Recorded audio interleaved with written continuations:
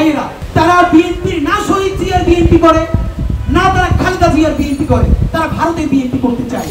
যদি নির্বাচন কোন ধরনের বিচার এবং মৌলিক সংস্কার ছাড়াই নির্বাচন করা হয় এবং ডক্টর ইউনূস সাহেব যদি সেই নির্বাচনকালীন সরকারের দায়িত্ব পালন করেন, তাকে বলা হয়েছে বিএনপি তাকে সরকারে আসলে তাকে হয়তো রাষ্ট্রপতি বানাবেন।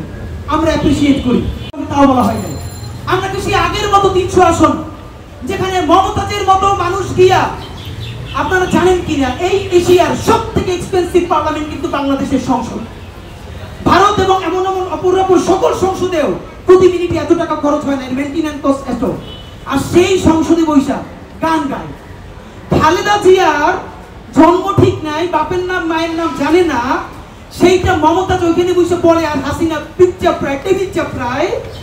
আর সেই সংসদে আমরা কি সেইভাবেই ফিরবো? বিএনপির ভাইরা কি করে, কি বলে? আজকে যাদের তুমুল আন্দোলন করে কথা যেমন রাষ্ট্র সংস্কার করতে হবে, এই মমতাজদের মতো নর্দমার কীট যেন আর কোনোদিন সংসদের আশেপাশেও যেতে না পারে।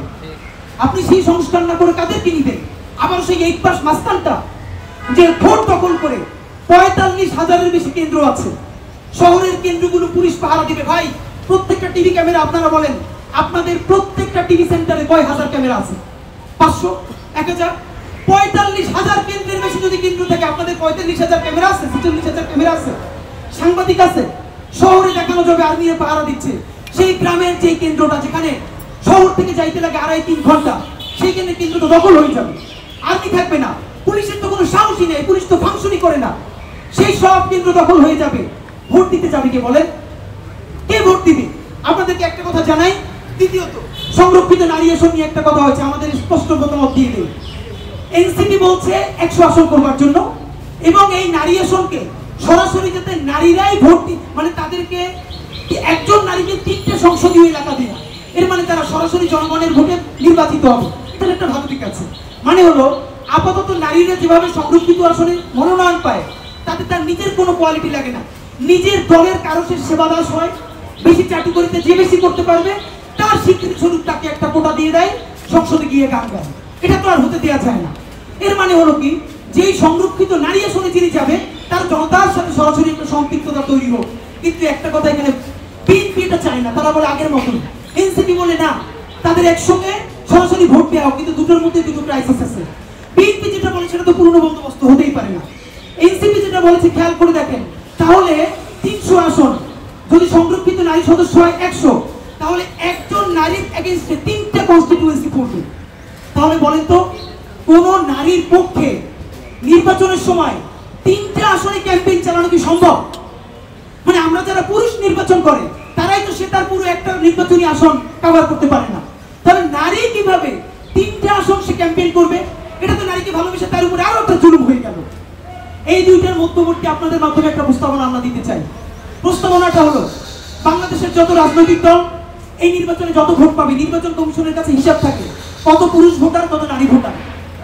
ভোটের শেষে নির্বাচন কমিশন ঘোষণা করবে যে এই নির্বাচনে বিএনপি নারী ভোটারদের 40% পেয়েছে, জামাত 20% পেয়েছে, এনসিপি 10% পেয়েছে। এর মানে পুরো জাতীয় নির্বাচনে নারী ভোটারদের সংখ্যা যেই দল যত পাবে তার অনুমতি সে সংসদে নারী আসন পাবে। তাহলে লাভ হবে দুইটা।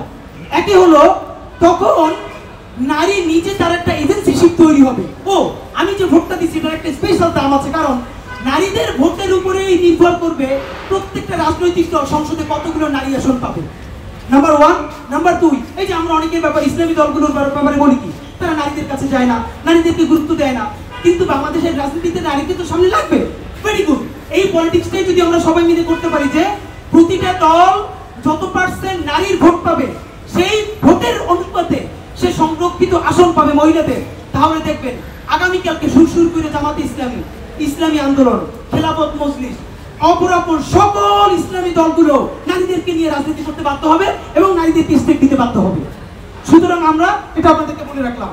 ফাইনালি আপনাদের সাথে আমরা যেটা বলতে চাই, যদি এবং আমরা বলেছিলাম যে একটা উচ্চ কক্ষ হবে, নিম্ন কক্ষ হবে। নিম্ন কক্ষে সাধারণ ভোট হবে, উচ্চ কক্ষে একটা আনুপাতিক হারে হোক, যেভাবে হোক আপনারা ঠিক করেন। তো যদি কোনো উচ্চ কক্ষ না হয়, আগের মতো 300 সংসদে ভোট হয়ে যায়, সেই পাড়ার মাস্তানটা যারা দেখলে মানুষ ভয় পায়, সে আবার সাংসদ হয়ে সংসদ সদস্য হয়ে এলাকায় ফিরে যায়, তাহলে এই অভ্যুত্থানের কামটা কি আমারে বলেন?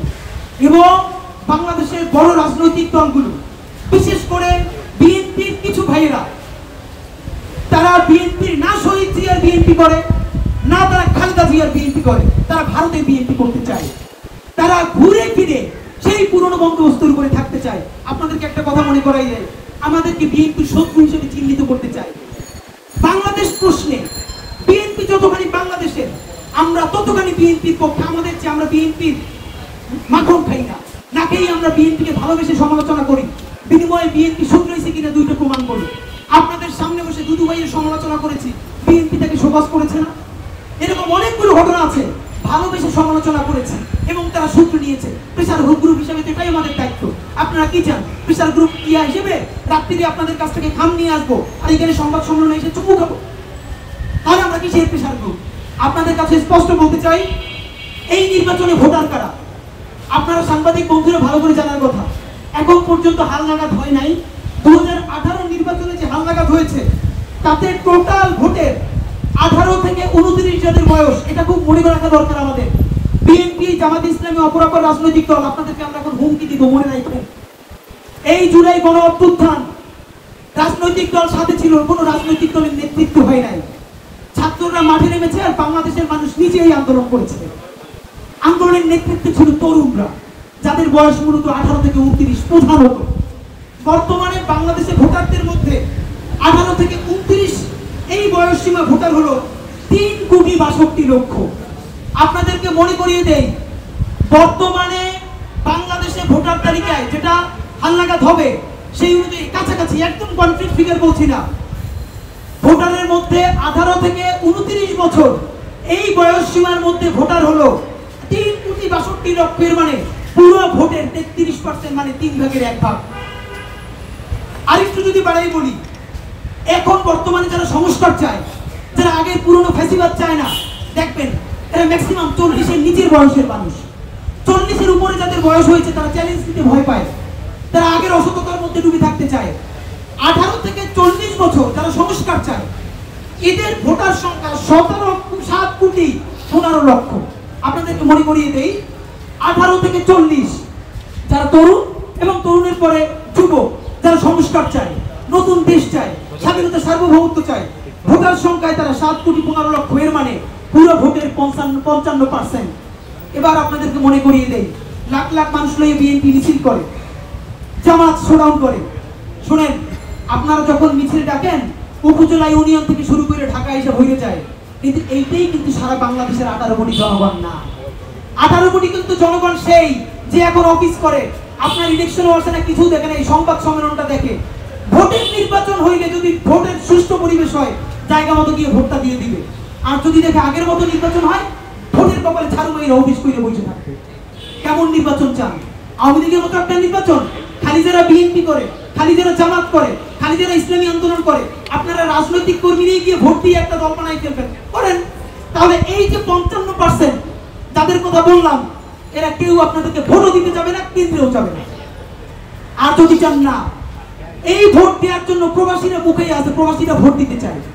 অনেক প্রবাসী বন্ধুরা আমাদেরকে বলেছে, দেশে ভালো ইলেকশন হলে ইলেকশনকে সেলিব্রেট করার জন্য পরিবার নিয়ে বাড়ি ফিরবে, যারা 15 বছরও বাড়ি ফিরে নাই। সেরকম উদযাপনের নির্বাচন যদি করতে চান, তাহলে এই সকল মানুষকে দিতে হবে। তাহলে কি করতে হবে? সেই নির্বাচনের আগে আপনাকে নির্বাচনের রোডম্যাপ ঠিক করতে হবে। পুলিশ, আর্মি, তারা প্রত্যেকটা কেন্দ্র সঠিকভাবে পাহারা দিতে পারবে কিনা, কেউ ভোট দিতে গেলে তার ভোটটা চেক করে কোন মার্কেট দিচ্ছে সেটা নিশ্চিত করতে পারবে কিনা। সুতরাং নির্বাচনের সংস্কার করতে হবে। অনেকে বলে এই বর্তমান নির্বাচন কমিশন সরাই ফেলেন। শুধু কমিশন সরাই ফেললে কিছু হবে না, আমূল পরিবর্তন করতে হবে। এই কথা বলে আপনাদেরকে শুধু মনে করাই দিলাম, যদি নির্বাচন কোন ধরনের বিচার এবং মৌলিক সংস্কার ছাড়াই নির্বাচন করা হয়, এবং ডক্টর ইউনূস সাহেব যদি সেই নির্বাচনকালীন সরকারের দায়িত্ব পালন করেন, তাকে বলা হয়েছে বিএনপি তাকে সরকারে আসলে তাকে হয়তো রাষ্ট্রপতি বানাবেন। আমরা অ্যাপ্রিশিয়েট করি। আমাদের বেশ কিছু হতাশা আছে, সেটা আপনাদেরকে জানাতে চাই। প্রথমত দেখুন, ডক্টর ইউনূস সাহেব এবং তার সরকার এই রক্তের উপর দিয়ে, জুলাইয়ের রক্তের উপর দিয়ে, শহীদদের রক্তের ম্যান্ডেট নিয়ে তিনি ক্ষমতায় এসেছেন। এবং তার অনেক উপদেষ্টা বারবারই বলেছেন শুধু একটা নির্বাচন করার জন্য তারা ক্ষমতা নেন নাই। আমরা বলছি শুধু একটা নির্বাচন করবার জন্যই আমরা তাদেরকে এত রক্তের মধ্য দিয়ে ক্ষমতায় বসাই নাই। আমরা তাদেরকে বসিয়েছিলাম সেই পুরনো বন্দোবস্ত ভেঙে।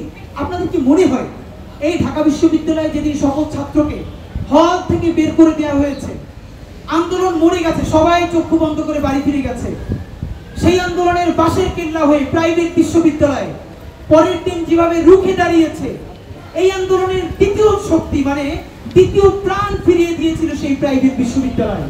আজকে প্রশ্ন করতে চাই, প্রাইভেট বিশ্ববিদ্যালয়ের কয়জন শিক্ষার্থী জীবনে বিসিএস পরীক্ষা দেয় বা সরকারি পরীক্ষা দেয় যে তাদের কোটার জন্য নামতে হবে? প্রাইভেট বিশ্ববিদ্যালয়ের কোন শিক্ষার্থী এই কোটার জন্য নামেন নাই। তারপরে বাংলাদেশের হাজার হাজার লাখ লাখ কোটি কোটি জনতা তারা এই কোটা চেনে না, তার জন্য নামে নাই। এবং তারা শুধু এই আন্দোলনের জন্যই বা হাসিনাকে উৎখাতের জন্য নামে নাই, তারা নেমেছে এমন একটা ফ্যাসিবাদী শক্তি যেই শক্তি তাকে ন্যূনতম মানুষ হিসেবে বেঁচে থাকার মর্যাদা দেয় না, তাকে খুন করে রোজা অবস্থায় ধর্ষণ করে, আয়না ঘরে নেয়, তার জবানটাকে কেড়ে নেয়। এর বিরুদ্ধে সে বারবার লড়তে চেয়েছে, সে চূড়ান্ত কোনোভাবে ডাক পায় নাই। সেই ছাত্র জনতাকে দেখেছে নেমেছে, এই সুযোগে সে রাজপথে নেমে এসেছে। সে শুধুই একটা ক্ষমতার পালাবদল করবার জন্য হাসিনাকে হটিয়ে আমাকে বা আপনাকে অপরাপর অন্য কাউকে প্রধানমন্ত্রী বা দলে ক্ষমতায় আনার জন্য সে জীবন দেয় নাই। সুতরাং আমাদের স্পষ্ট দাবি, এই কথা বলবার পরে যদি আপনারা আমাদেরকে কেউ বলেন আমরা নির্বাচন চাই না, তাহলে আপনি হয়তো মূর্খ অথবা আপনি জ্ঞান পাপী। কারণ নির্বাচন ছাড়া বিকল্প নাই। নির্বাচিত সরকার আমাদের লাগবেই লাগবে, কিন্তু সেটা কেমন নির্বাচন? আমরা কি সেই নির্বাচন দেখতে চাই যে জেডিসিরা রাতের আধারে দিনের ব্যালট ভরে রেখেছে, তারাই তো এখন আবার রিটার্নিং কর্মকর্তা হবে? আপনি বলেন 64 জেলায় কয়জন ডিসি পরিবর্তন হয়েছে? আইদার তাকে ডিসি থেকে এখন আবার সচিবালয়ে আনা হয়েছে, সচিবালয়ের সেই সব কুশীলবদেরকে এখন আবার ডিসি বানানো হয়েছে। আমলাতন্ত্রের মধ্যে আমরা কোন সংস্কার করেছি? যেই ডিসি, যেই এসপি শত শত কোটি টাকা খেয়ে আমেরিকায় বাড়ি করেছে, কানাডায় করেছে, বেগমপাড়ায় বাড়ি কিনেছে, তারা এখন আবার রিটার্নিং কর্মকর্তা হবে। এবং যার কাছ থেকে টাকা নিয়ে আবারও এমপি বানালে টাকা পাওয়া যাবে, তাকে এমপি বানিয়ে দিবে। এমন একটা নির্বাচন কি আমরা চাই? না। আমরা ইতিহাসের নিরিখে শেখ মুজিব ক্ষমতায় আসার পর বাংলাদেশের সবথেকে কলঙ্কিত নির্বাচন হয়েছিল স্বাধীনতার পরে। এইটা নায়ক ফারুক পর্যন্ত বলেছে, হেসে হেসে তারা 5-6 পরে তার আনন্দ নিয়ে ভোট দেয়। কত বড় নির্লজ্জ জাতি! 5 পরে ভোট দেয়, তা আবার গর্ব করে। এই হলো তাদের 71-এর চেতনা। এই 71-এর চেতনা বিক্রি করে যারা বাংলাদেশকে বিক্রি করে দিয়েছিল, বাংলাদেশের জনগণ তাদের বিরুদ্ধে যুদ্ধে নেমেছিল। সেই যুদ্ধে নেমেছে একটা নির্বাচনের জন্য নয়, আমাদের গণতান্ত্রিক প্রক্রিয়ায় উত্তরণ করতে হবে। তবে সেটা বাংলাদেশের ইতিহাসের সবথেকে সুন্দরতম নির্বাচনের মাধ্যমে। আমরা আপনাদেরকে একটা কথা জানাতে চাই, এই বৈঠকে নির্বাচন নিয়ে একটা রোডম্যাপ হলো, খুবই দারুণ। তারেক রহমান সাহেবেরা বলেছিলেন ডিসেম্বরে, ইউনূস সাহেব বলেছিলেন এপ্রিলে, তারা উভয়ে ইগো ছেড়ে ফেব্রুয়ারির একটা ডেট নিলেন। আমরা যতদূর জানতে পেরেছি 12 ফেব্রুয়ারি হয়তো জাতীয় নির্বাচন হবে। তো জাতীয় নির্বাচন হলে তার কমপক্ষে 3 মাস আগে তফসিল হবে এবং এখন থেকে এই নির্বাচনের ডামাডোল বাজতে শুরু করবে। আপনারা মিডিয়ার ভাইয়েরা আজকে যারা এখানে জুলিয়ের সনদের কথা শুনতে আসছেন, আপনারা 2 মাস পর আসবেন না, কারণ তখন আপনারা সারা দেশে নির্বাচনী ক্যাম্পেইন পরিচালনা শুরু হয়ে যাবে। তো আপনাদের মধ্যে যেই সাংবাদিক জুলাইকে কভার করতে গিয়ে বুলেট বিদ্ধ হয়েছেন, আপনার ক্যামেরা ভেঙে ফেলেছে, আপনি চাকরিচ্যুত হয়েছেন, আপনার সেই রাষ্ট্রের মালিকানা কোথায়? আপনার রাষ্ট্রের মালিকানা কোথায় যাবে? সুতরাং আমাদের একটাই কথা, এখানে যেভাবে নির্বাচনের রোডম্যাপ ঘোষিত হয়েছে আমরা খুবই খুশি, আমরা গণতান্ত্রিক পথে যাচ্ছি, কিন্তু তার সাথে সাথে আমাদের বিচারের রোডম্যাপ কোথায়? আমাদের মৌলিক সংস্কারের রোডম্যাপ কোথায়? খুনি হাসিনার কেবল ট্রায়াল শুরু হয়েছে, শত শত হাজার হাজার গুন্ডাগুলো বিদেশে বসে মৌজ করে। দেখেন কি ভয়াবহ ব্যাপার, বাংলাদেশের হাজার হাজার কোটি টাকা পাচার করে ইংল্যান্ডে নিয়ে গেছে। ডক্টর ইউনূস বিদেশ যাচ্ছে, সেখানে তার বিরুদ্ধে মিছিল করছে, টাকাগুলো ফিরিয়ে আনা যাচ্ছে না। এই হলো এখন পর্যন্ত তাদের ইকোনমিক সোর্স। আপনি তাদের আর্থিক শক্তিতে ভাঙতে পারেন নাই, অর্থ উদ্ধার করতে পারেন নাই, এখন পর্যন্ত একটা গণহত্যাকারীর বিচার করতে পারেন নাই। তার আগে আপনি নির্বাচনের ট্রেন ছেড়ে দিবেন, তাহলে এই 1500 শহীদের রক্তের সাথে, তার বাবা মার সাথে আপনি কিভাবে মুখ দেখাবেন বলেন? শুনেন, মনে রাখেন, মির্জাফর বিজয় হয়েছিল, কিন্তু মির্জাফরের কবরে মানুষ থুথু দেয়, কেউ গোলাপ দেয় না। লড়তে লড়তে আমাদের হাজী শরিয়তুল্লাহ, হাজী তিতুমির, আমাদের মঙ্গল পান্ডে, সূর্য সেনেরা, প্রীতিলতারা তারা জীবন দিয়েছে। মনে রাখেন, জিত খালি জীবন না, লড়াইটাই জীবন। আপনারা আজকে যে সাময়িক 5 বছরের ক্ষমতার জন্য জয়ী হতে চান, আল্লাহ না করুক যদি জুলাইয়ের গাদ্দার হিসেবে বিবেচিত হন, আপনাদের কবরে গণমানুষ গিয়ে থুথু নিক্ষেপ করে আসবে। আর যদি জনতার পক্ষে থেকে লড়াই করতে করতে ভারতীয় আধিপত্যবাদের কাছে হেরেও যান, মরেও যান, আল্লাহ রাসূলে বিশ্বাস করলে শহীদ হিসেবে কবুল হবেন। যদি অন্য ধর্মের হন, সারা জীবন আপনি আমাদের প্রীতিলতা, সূর্য সেনদের মতো আমাদের কাছে সেলিব্রেটেড হবেন। সুতরাং সিদ্ধান্ত নিন আপনি কার পক্ষে যাবেন।